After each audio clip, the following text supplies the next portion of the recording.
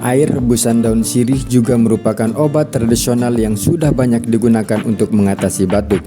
Daun sirih memiliki sifat antibakteri dan antivirus yang efektif membantu tubuh melawan infeksi penyebab batuk.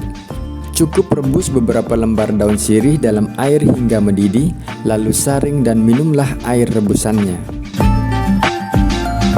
Tak hanya itu, campuran jeruk nipis dan garam juga bisa menjadi pilihan tepat untuk mengatasi batuk berdahak.